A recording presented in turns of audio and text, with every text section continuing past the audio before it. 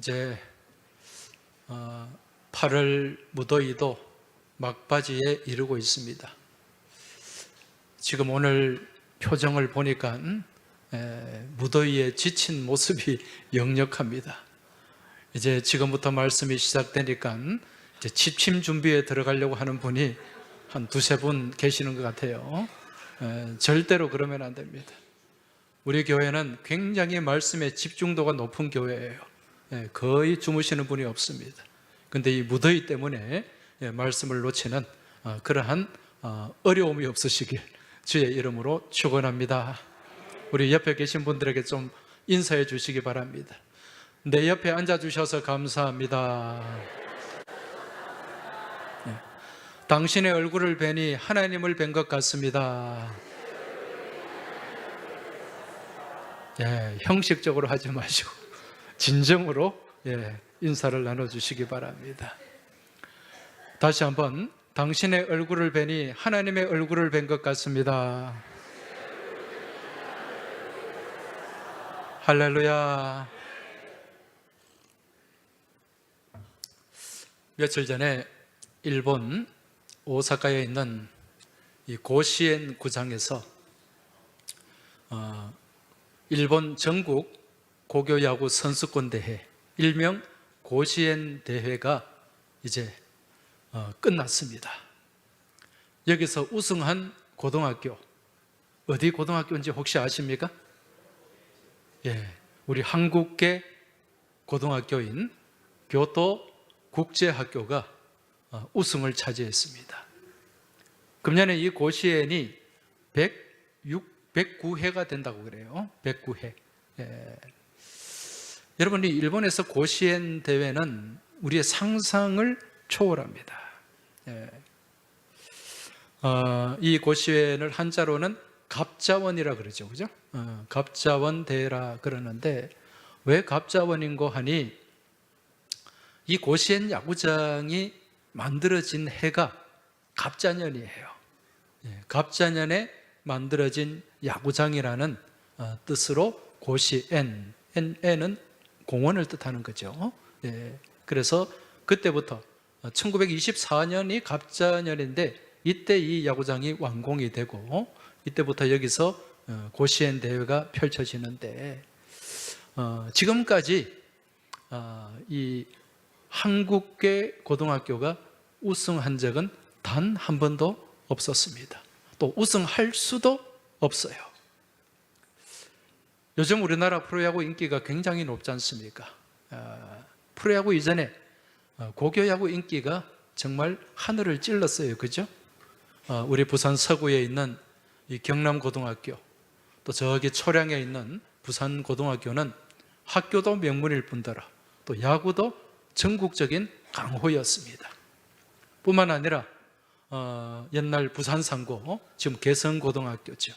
그리고 부산공고, 또 우리 인근에 있는 경남상고, 지금 부경고등학교, 이런 학교들도 아주 명문이고 또 아주 야구팀이 강팀이었습니다. 그래서 이런 좋은 야구팀들이 많고 좋은 선수들이 많이 배출되었기 때문에 우리 부산을 뭐라고 부릅니까? 구도라고 부르죠. 야구의 도시, 구도 부산이라 그렇게 부릅니다. 우리나라의 전국의 야구팀이, 고등학교 야구팀이 95개가 된다 그래요. 95개 팀이 있는데, 여기서 이제 한 1200명 가량의 선수들이 배출이 되고, 그 중에 한 10%, 120명 가량이 이제 프로야구 선수로 지명을 받게 됩니다. 그 120명 중에도 성공하는 선수가 또 그렇게 많지는 않아요. 그런데 일본의 고교 야구팀은 몇 개나 될까? 한 4,000개가 넘는다 그래요. 우리하고는 비교가 되지 않습니다. 단순 비교를 해도 40배가 넘습니다. 이 4,000개가 넘는 이 고등학교 야구팀이 지역에서 막 서로 예선을 해가지고 49개 팀이 이 고시안 구장에서 이제 야구 대회를 하게 됩니다.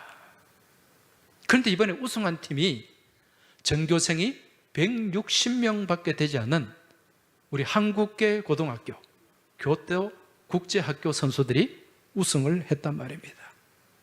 이건요, 쉽게 말씀드리면 있을 수가 없는 일이에요. 예. 정말 이게 하늘의 별따기와 같은 그런 어려운 일인데, 이걸 우리 제일교포 학생들, 이 교토국제학교 학생들이 그걸 이루어낸 것입니다. 이 고시엔 대회는 그 경기에서 이제 우승을 하면 경기를 마치고 그 학교 교가를 부르는 전통이 있어요. 이번에 우승을 한 교토국제고 고등학생들이 거기에 운집한 4만여 명의 관중들과 NHK 일본 국영방송으로 전국에 중계가 되는데, 그 가운데서 한국어로 교가를 불렀습니다. 한국 학교니까 한국어 교가겠죠. 영상을 한번 보시기 바랍니다.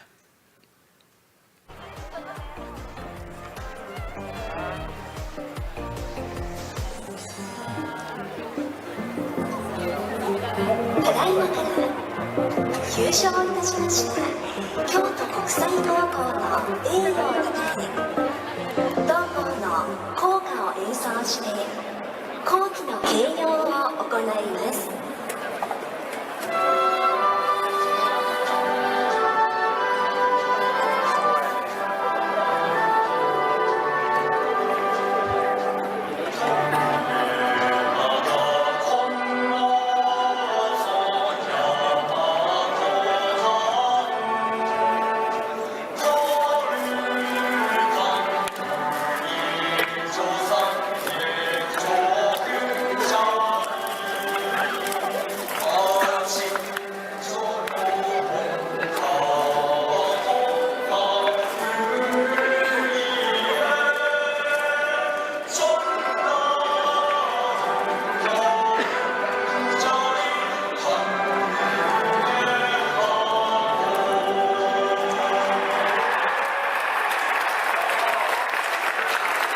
박수로 격려해 주시기 바랍니다.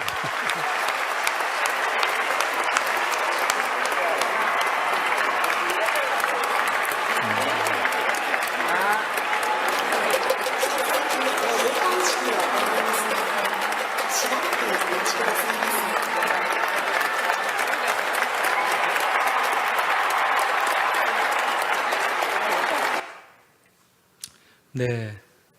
자, 저기 교가가 나오죠, 그죠? 동해 바다 건너서 야마도 땅은 거룩한 우리 조상 옛적 꿈자리. 아침 저녁 몸과 덕 닦는 우리의 정다운 보금자리 한국의 학원.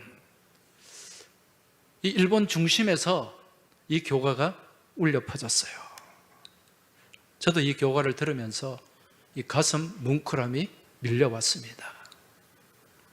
이 학교가 1947년에 이제 개교를 했는데 77년 동안 그 일본 땅에서 우리 제일교포들이 얼마나 많은 억압과 서름이 있었습니까? 거기서 민족의 정통성과 또 우리 민족의 기상을 가르치는 학교로 지금까지 자리매김해왔고, 또 이 야구부가 이번에 고시엔 대회에서 우승을 하게 된 거죠. 여러분, 지금 일본의 중심에서 일본해가 아니라 동해바다를 지금 외쳤어요. 동해바다. 네. 일본이 그토록 주장하는 그 일본해를 무시하고 동해바다를 외치는 거죠. 그리고 이 교가의 가사에 보면 한국과 일본의 고대사가 함축이 되어 있습니다. 동해바다 건너서 야마토 땅은 거룩한 우리 조상 옛적 꿈자리. 여기에 나오는 이 야마토는요, 주후 4세기경에 일본에 있었던, 일본 혼슈 지방에 있었던 왕국입니다. 일본의 큐슈, 혼슈 이런 섬이 있잖아요. 이 혼슈는 도쿄, 오사카, 교토 이 있는 본주라는 뜻인데 이 섬을 얘기하는 거예요. 여기에 야마토 왕국이 세워지는데, 이 야마토 왕국은, 이 야마토라는 말이 대화라는, 한자로는 대화라는 걸로 써요. 그 당시에 우리나라 사만시대, 사만이라고 하면 마한, 진한, 변한, 요 삼한, 삼국시대 이전에 이 삼한이 삼국으로 넘어가면서 이제 그 유민들이 발생이 돼요. 그 유민들이 배를 타고 이쪽으로 일본으로 건너오게 됐죠. 그래서 여기서 이제 야마토 왕국을 세우게 됩니다. 그 당시에 우리나라는 일본보다 훨씬 앞선 문명을 가지고 있었어요. 철기 문명. 이 가야가 철기로 아주 정말 유명했지 않습니까? 그렇지만 이 유민들이 배를 타고 그곳에 가서 왕국을 세우기까지 얼마나 많은 역경이 있었고 얼마나 많은 또 피와 땀과 눈물이 있었겠습니까? 이제 이 야마토 왕국을 보면서 떠오르는 인물이, 성경에 인물이 한 사람이 있는데 그가 누구인고 하니 바로 오늘 본문의 주인공인 요셉이에요. 이 야마토하고 요셉하고 무슨 상관이 있느냐, 뭐 그렇게 생각하실 수가 있는데, 야마토 왕국이 이주민들이 세운, 먼 타국으로 이주해서 세운 왕국이거든요. 여러분, 요셉의 삶을 한번 보세요. 요셉은 이주민이었어요. 이쪽 가나안 땅에서 이제 형들에게 팔려가지고 애굽으로 이주를 하게 되고, 그 애굽의 역사, 이집트의 역사를 보면은 그 요셉이 이제 애굽으로 가서 총리 대신의 자리까지 올라가지 않습니까? 그때 왕조가 힉소스 왕조라는 왕조예요. 애굽의 제15왕조인데 애굽의 왕조는 1왕조부터 31왕조까지 굉장히 길게 이어져요. 그 중간쯤에 15왕조가 있는데 이 왕조를 힉소스 왕조라고 합니다. 그런데 이 힉소스 왕조는 정통 애굽 사람들이 아니라 이주를 해서 건너간 이주민들이 세운 왕조예요. 그러니까 이 야마토, 우리나라 유민들이 건너가서 세운 이 야마토 왕국과 비슷한 왕조라고 생각을 하시면 된다는 거죠. 그 중심에 누가 있었는가? 요셉이라는 인물이 있었다는 거죠. 여러분, 우리는 요셉을 생각할 때 어떤 마음을 갖습니까? 정말 아버지로부터 사랑을 받고 그리고 또 애굽에 가서 출세한 인물이다, 그렇게 생각을 하는데, 사실 그 요셉의 삶과 그 요셉이 걸어온 여정을 살펴보면 얼마나 많은 역경이 있고 환난이 있고 아픔이 있고 눈물이 있었는지 몰라요. 여러분, 요셉의 아버지가 누굽니까? 야곱이죠. 야곱에게는 모두 몇 명의 아들이 있었습니까? 12명의 아들이 있었습니다. 그 중에 요셉이 몇 번째였습니까? 11번째였어요. 위로 형들이 10명이나 있습니다. 그런데 야곱이 이 요셉을 특별한 사랑을 가지고 이 요셉을 키웠어요. 그래서 이 요셉이 형들이 못 입는 채색 옷을 입었어요. 채색 옷. 이 채색 옷은 색깔이 뭐 여러 가지가 담긴 그러한 옷이라는 의미도 있습니다만은 히브리어로 케토넷 파심이라 그래서 굉장히 고급진 재질로 만든 옷이에요. 그리고 소매도 길고 이쪽 밑으로 내려오는 것도 길고 굉장히 멋있는 옷입니다. 그러니까 요즘으로 치면은 명품이라고 할 수가 있어요.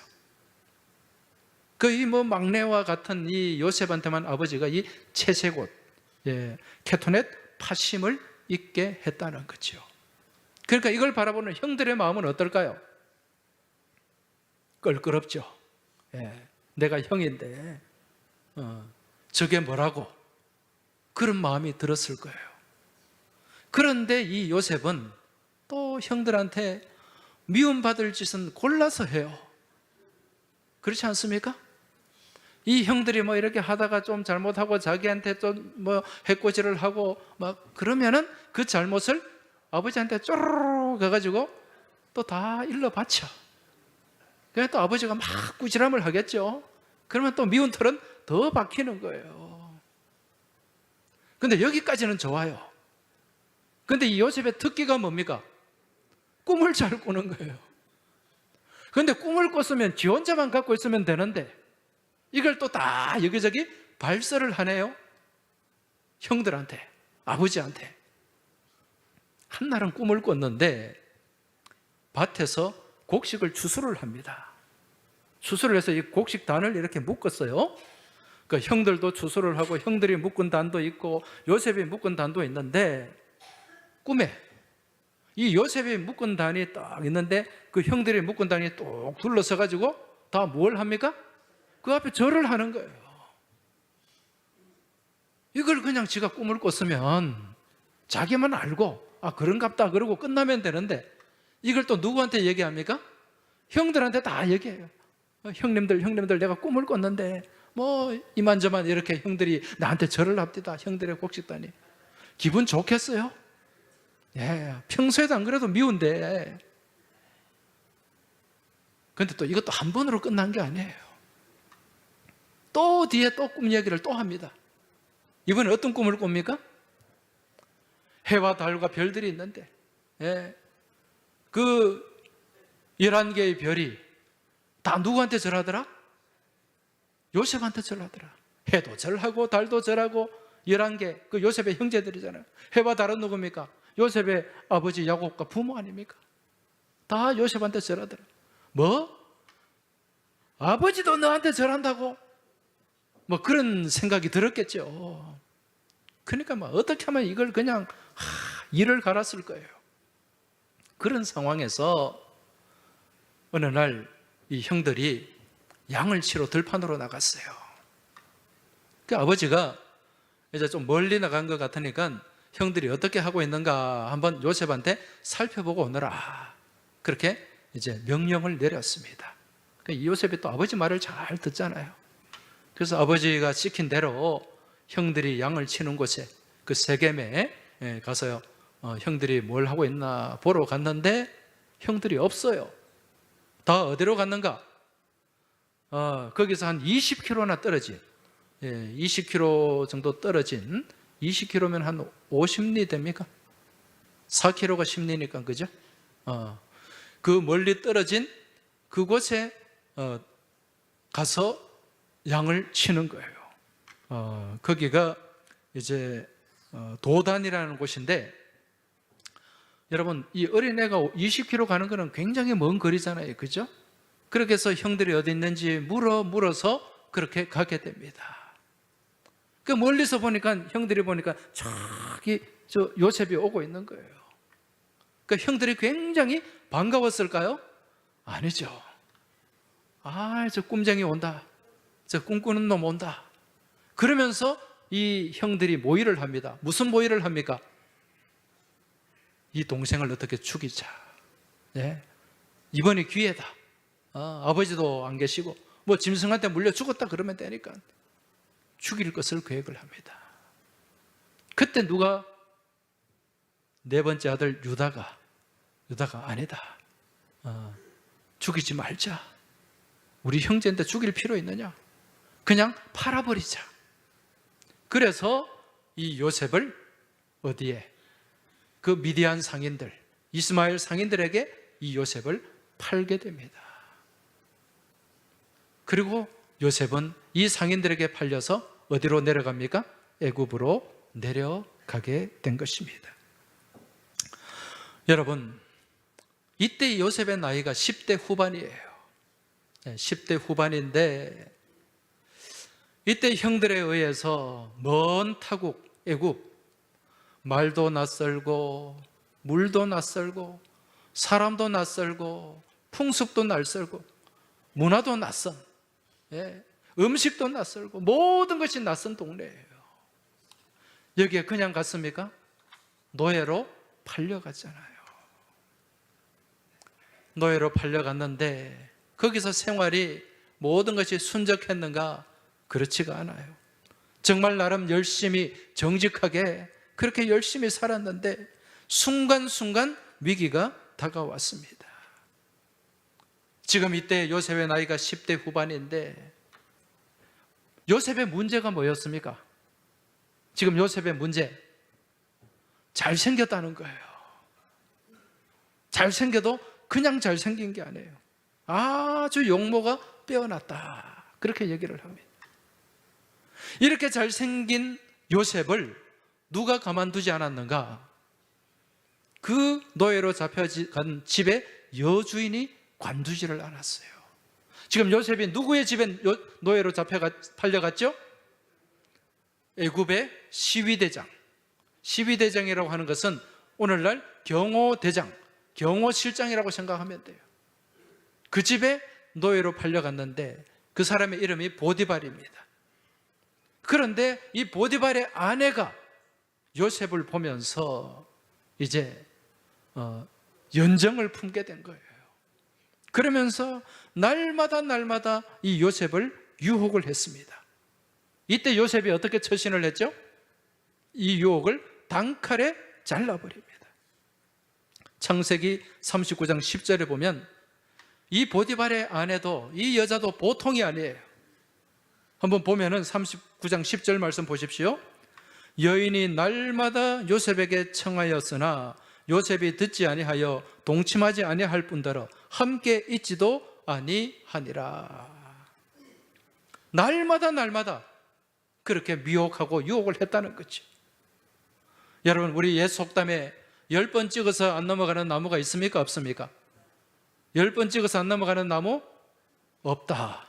근데 이 속담은 틀렸어요. 요셉을 보니까 10번이 아니라 20번을 찍었는데도 안 넘어가요. 이 정도 되면 이제 이 여자가 포기할 만한데 이 여자도 대단해요. 포기하지 않습니다. 이 여자한테도 아마 끈기상, 인내상 이런 걸 줘야 될 것 같아요. 하루는 이 보디발의 아내, 이 여자가 요셉에게 다가와서 요셉의 옷을 잡고서 노골적으로 그렇게 유혹을 합니다. 이때 요셉은 그걸 다 뿌리치다 보니까 겉옷이 벗겨져 버렸어요. 그 옷을 빼앗긴 채로 밖으로 도망을 쳤습니다.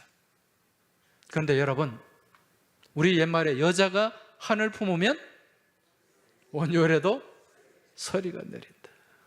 예. 이 여자가 이제 요셉이 그렇게 옷을 빼앗기고 도망가니까요, 어떻게 나오는가?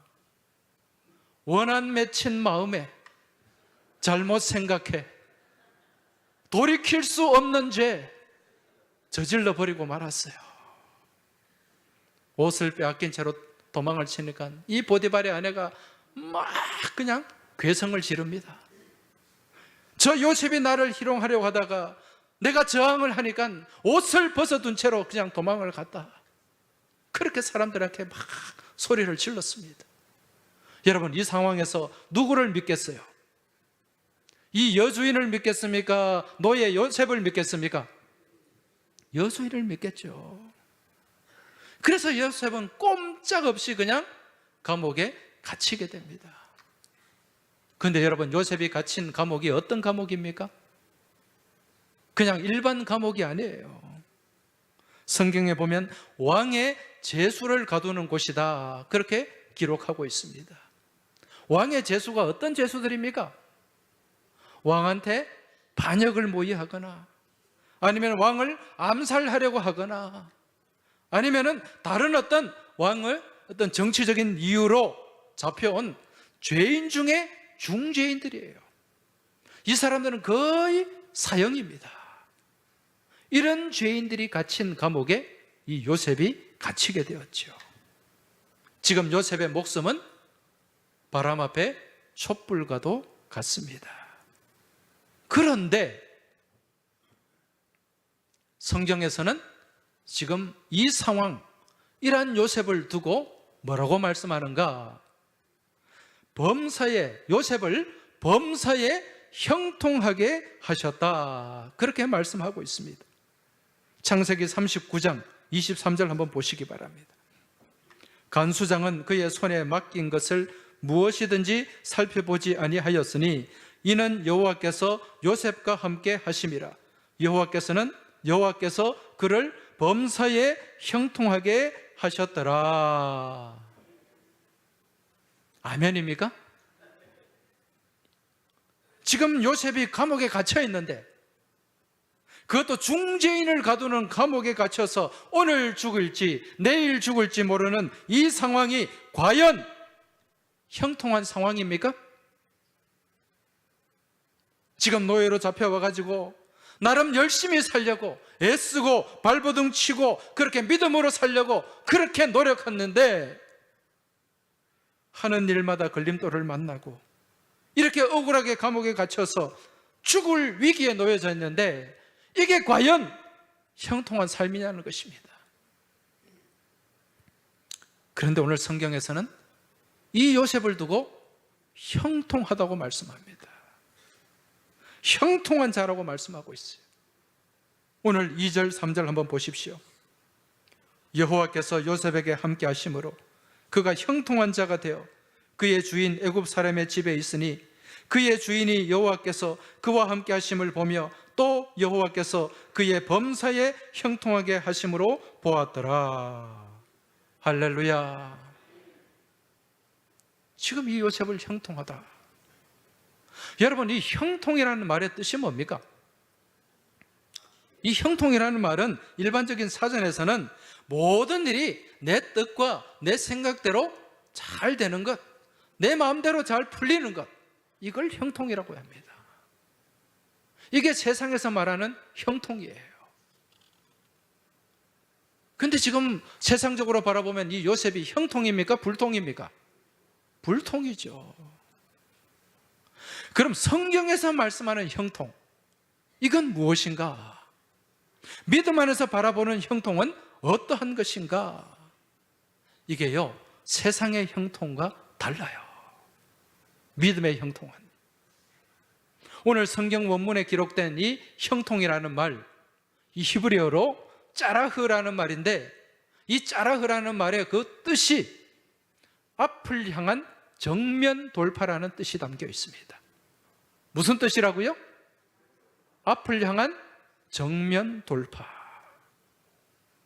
지금 내 앞에 여러 가지 문제와 시험이 첩첩산중이지만 그것을 바라보면서 좌절하고 낙심하고 주저앉는 것이 아니라 믿음으로 맞서고 믿음으로 정면 돌파하는 것, 이것이 무엇이라? 짜라흐, 형통이라는 거예요.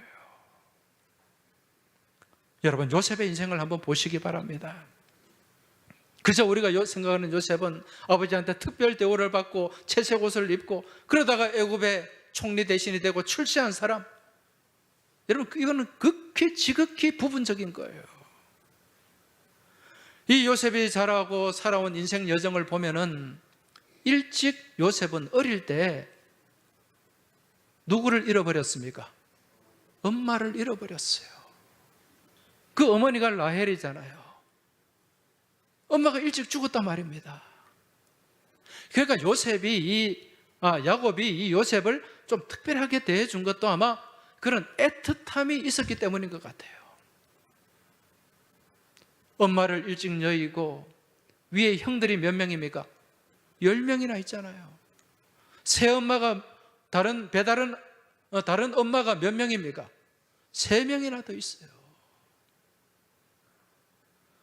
그 다른 엄마한테 뭐 사랑을 받았겠어요? 그렇지 않죠. 또 배다른 형들로부터 얼마나 구박을 받았겠어요? 얼마나 짓눌려 살았겠어요? 그렇게 살다가 형들한테 팔려가지고 먼 타국으로 그렇게 종으로 노예로 그렇게 노예 삶을 살게 됩니다. 거기서도 모든 게 순적했습니까? 얼마나 많은 아픔이 있고 얼마나 많은 서름이 있고 얼마나 많은 외로움이 있었고 얼마나 많은 눈물이 있었겠습니까? 근데 거기서 뭔가 좀 되려고 하니까 또 이 여주인이 그렇게 미혹하고 그래도 나는 믿음으로 살겠노라고 그렇게 믿음으로 맞섰는데 결국 자기가 지금 가게 된 곳은 감옥이란 말이에요. 여러분, 이게 형통한 인생입니까? 우리 세상 사람들이 말하는 팔자가 꼬여도 이만저만 꼬인 팔자가 아니에요. 그런데 지금 요셉이 어떠한가? 이러한 시험과 역경과 고난 앞에서 타협하지 않았어요. 얄팍한 술수를 쓰지 않았습니다. 그렇게 유혹과 미혹이 몰려올 때 에이라 모르겠다 그러면서 거기에 순응하지도 않았어요. 마음만 먹으면 적당히 타협하고 또 그 상황을 즐길 수도 있었을 거예요. 그러나 요셉은 그렇지 않고 과감하게 자를 것은 잘라버리고 정면 돌파를 택했던 거죠. 왜 그럴까요? 이것이 사는 것이기 때문에, 이것이 이기는 방법이기 때문에. 만약에 요셉이 적당히 타협하고 그 상황을 즐기는 쪽으로 택했더라면 아마 얼마 못 가서 다 발각이 되고 요셉은 비참하게 죽음을 맞이했을 거예요. 그 순간에 하나님의 도움이나 하나님의 계획은 전혀 없었을 것입니다.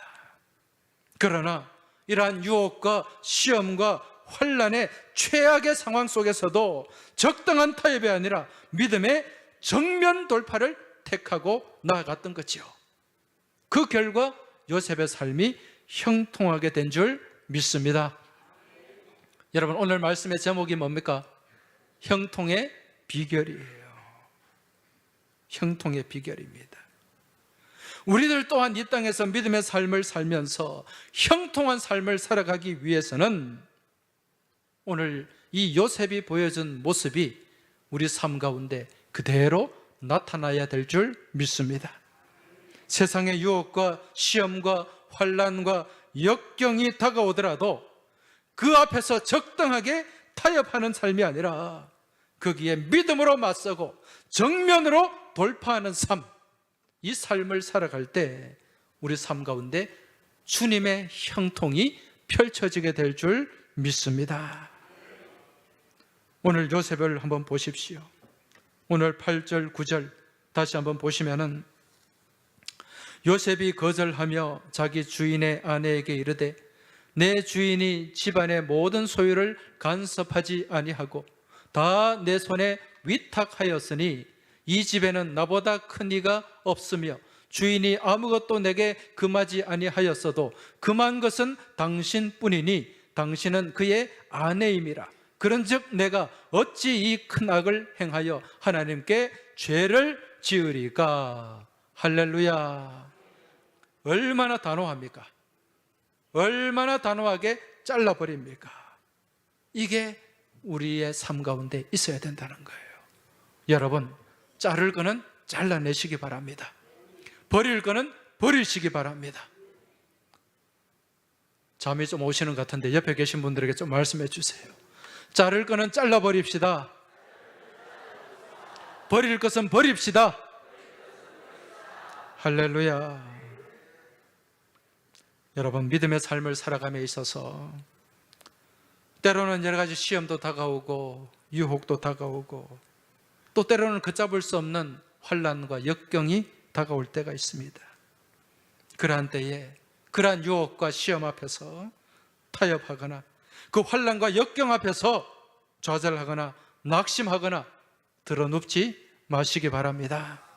지금 요셉은 이러한 시험과 환난과 역경 가운데서도 절대로 타협하지 않고 낙담하지 않고 좌절하지 않았습니다. 믿음으로 맞서 나갔고 믿음의 용기를 가지고 정면 돌파하는 삶을 살았다는 거죠. 이게 무엇의 비결이라고요? 형통의 비결이라는 것입니다. 오늘 이 자리에 함께한 우리 모든 믿음의 교우들 삶 가운데 이러한 요셉의 믿음의 용기가 함께 하시길 주의 이름으로 축원합니다.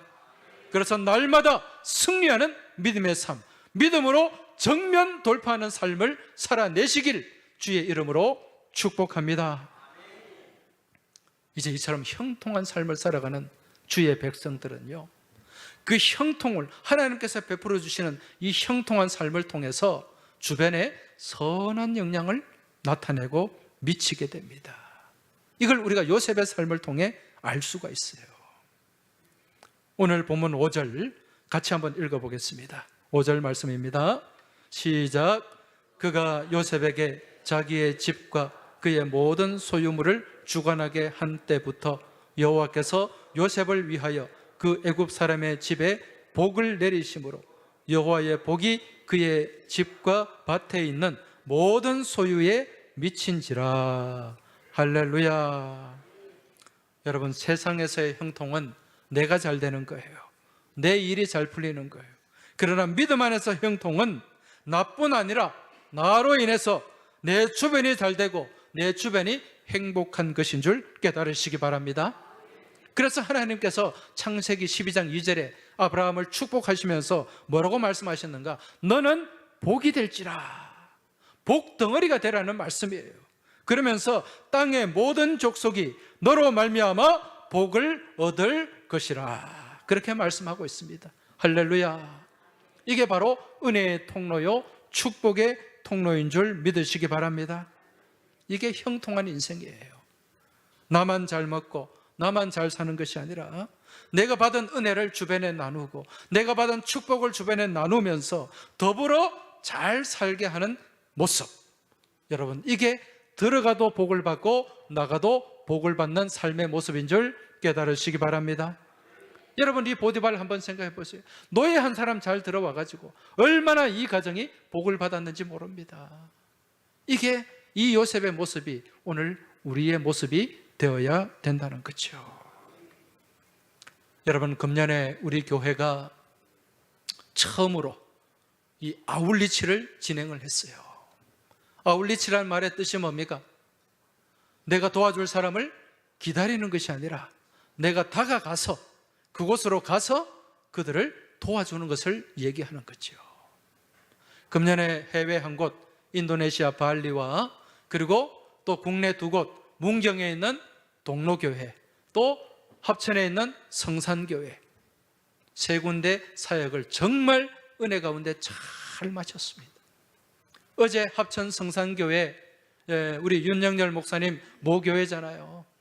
거기 금요일부터 토요일까지 교회 청소를 다 해주고 그 페인트 칠 다 해주고 또 벽화도 예쁘게 그려주고 그리고 동네 경로당 마을로 가서 그 더운 날씨에 어질어질한데 가가지고 또 전도하고, 그래서 이튿날 토요일 날 또 전도 잔치를 했습니다. 한 70여 분이, 노인들 70여 분이 교회로 모였어요. 그 시골 교회에 한 10명도 안 모이는 그런 교회인데 그 교회가 꽉 차가지고 앉을 자리가 없을 정도로 그렇게 많은 분들이 와서 하나님의 말씀을 듣고 또 복음을 영접하고 또 우리 교우들이 준비해간 또 여러 가지 공연을 보면서 박수치고 즐거워하는 그런 하루가 되었어요. 식사도 맛있게 대접을 해드리고, 이것이 어제로 끝난 것이 아니라 오늘 또 연결해서 주일날 아마 지금 초청 예배를 또 드리고 있을 것입니다. 이 목사님이요, 그동안 막 처져 있다가 이 용기가 힘이 생겨가지고 얼굴 색깔이 달라졌어요. 얼굴 색이. 제가 가서 만나봤는데 너무너무 고마워하시더라고요. 여러분, 이게 형통한 교회의 모습인 줄 깨달으시기 바랍니다. 이게 형통한 성도의 모습인 줄 깨달으시기 바랍니다. 내가 받은 은혜를 나누고 내가 받은 축복을 나누고 섬기는 삶, 꽉 움켜잡는 것이 아니라 이것을 흘려보내는 삶. 이게 무슨 삶이라고요? 형통한 삶이다. 이러한 형통한 삶 가운데 하나님께서 베풀어 주시는 특별한 은혜와 축복이 있는 줄 믿으시기 바랍니다. 그 은혜와 축복이 무엇인가? 담장 너머로 가지가 뻗어가는 거예요. 우리의 자녀손들이 은혜 안에서, 믿음 안에서 잘 되고 뻗어가는 은혜의 역사가 나타나게 되는 줄 믿으시기 바랍니다. 창세기 49장 22절에 보면 이 야곱이 축복하는 내용이 나와요. 야곱이 요셉을 축복하는데 그 축복하는 그 말씀 우리가 같이 한번 읽어보겠습니다. 49장 22절입니다. 시작. 요셉은 무성한 가지 곧 샘 곁에 무성한 가지라. 그 가지가 담을 넘었도다. 할렐루야. 그 가지가 무엇을 넘었다고요? 담을 넘었어요. 그 앞을 가로막는 담을 넘어서 뻗어가고 성장하게 되는 줄 믿으시기 바랍니다. 우리가 믿음 안에서 이처럼 형통한 삶, 베풀고 나누고 섬기는 삶을 살아갈 때 그 가지가 담을 넘고 뻗어가는 모습이 우리의 가정을 통해, 우리의 자녀손들을 통해 아름답게 펼쳐지게 되는 줄 믿으시기 바랍니다. 이러한 요셉의 축복을 우리가 바라보면서 우리 삶 가운데 펼쳐지길 소망하면서 같이 찬송하며 나아가겠습니다.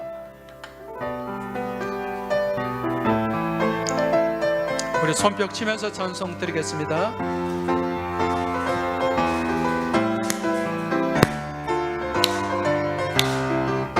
나는 강산으로 뻗은 나무 가지에 푸른 열매처럼 하나님의 귀한 축복이 삶에 가득히 넘쳐날 거야. 나는 어떤 시련이 와도 이겨내 발이 있어. 전능하신 하나님께서 너와 언제나 함께하시니 너는 하나님의 사랑, 너는 하나님의 사랑, 아름다운 하나님의 사랑. 나는 널 위해 기도하며 내 길을 축복할 거야. 너는 하나님의 선물, 사랑스러운 하나님의 열매, 주의 품에 꼭 피운 나무가 되어줘. 너는 담장 너머로 뻗은 나무 가지에 푸른 열매처럼 하나님의 귀한 축복이 삶에 가득히 넘쳐날 거야. 우리 옆 사람을 향해서 너는 어떤 시련이 와도 어떤 시련이 와도 이겨낼 강한 발이 있어. 전능하신 하나님께서 하나님께서 너와 언제나 함께하시니 우리 옆 사람 축복하겠습니다. 너는 하나님의 사랑, 너는 하나님의 사랑, 아름다운 하나님의 사랑. 나는 널 위해 기도하며 내 길을 축복할 거야. 너는 하나님의 선물, 사랑스러운 하나님의 열매, 주의 품에 꼭 피운 나무가 되어줘. 할렐루야. 우리 하나님께 영광의 박수 올려드리겠습니다. 여러분, 이제 우리 같이 기도하겠습니다. 오늘 나누고 받은 말씀을 붙잡고 같이 기도하시기 바랍니다. 하나님, 우리의 삶이, 우리의 인생이 형통한 삶, 형통한 인생이 되게 하여 주옵소서. 나를 통해서 내 주변이 복을 받게 하여 주옵소서. 움켜쥐는 인생이 아니라 주변에 아름답게 흘려보내는 삶이 되고 인생이 되게 하여 주시옵소서. 그래하여 이러한 형통한 삶을 살아가면서 우리의 삶이 담장을 넘게 하시고 우리의 자녀 손들이 담장을 넘어 뻗어가고 아름답게 성장하는 은혜의 역사가 나타나게 하여 주시옵소서. 여러분, 이 기도 제목을 가지고 우리 하나님 앞에 간절한 마음으로 기도하시기 바랍니다. 그 기도 하나님 들으시고 응답해 주실 줄 믿습니다. 여러분, 기도 잘 못하셔도 돼요. 좀 더듬거려도 돼요. 그렇지만 진실된 마음으로 하나님 앞에 기도하시기 바랍니다. 이 시간 주여 한번 외치고 합심해서 통성으로 기도드리겠습니다. 주여!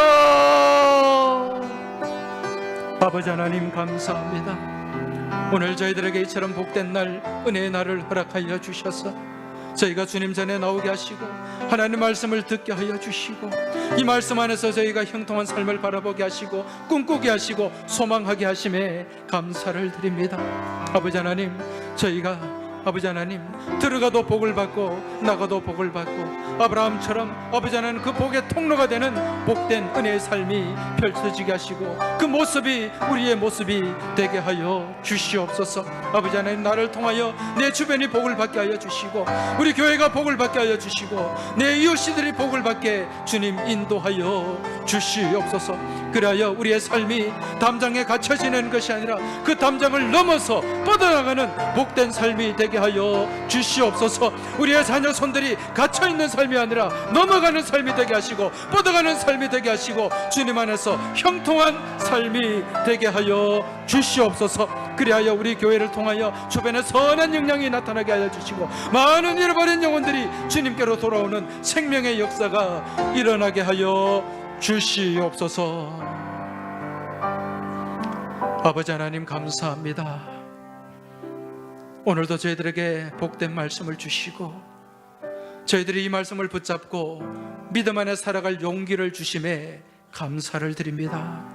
아버지 하나님, 저희가 어떤 유혹과 환난과 시험을 만날지라도 그 앞에 좌절하고 그 앞에 넘어지고 쓰러지는 것이 아니라 믿음 안에서 정면 돌파하는 삶을 살게 하여 주옵소서. 아버지 하나님, 이 믿음 안에서 승리하게 하여 주시옵소서. 잘라낼 것은 잘라내게 하시고 버릴 것은 버리게 하여 주시옵소서. 그리하여 날마다 저희들의 삶이 형통한 삶이 되게 하시고 주변에 주님의 사랑과 복과 은혜를 흘려보내는 귀하고 복된 은혜의 삶이 되게 하여 주옵소서.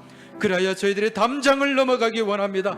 울 안에 갇혀있고 담장 안에 갇혀있는 삶이 아니라 넘어가고 뻗어가는 삶이 되게 하여 주옵소서. 우리의 삶뿐만 아니라 우리의 자녀 손들까지 아름답게 넘어가고 뻗어가고 성장하는 형통의 축복을 허락하여 주시옵소서.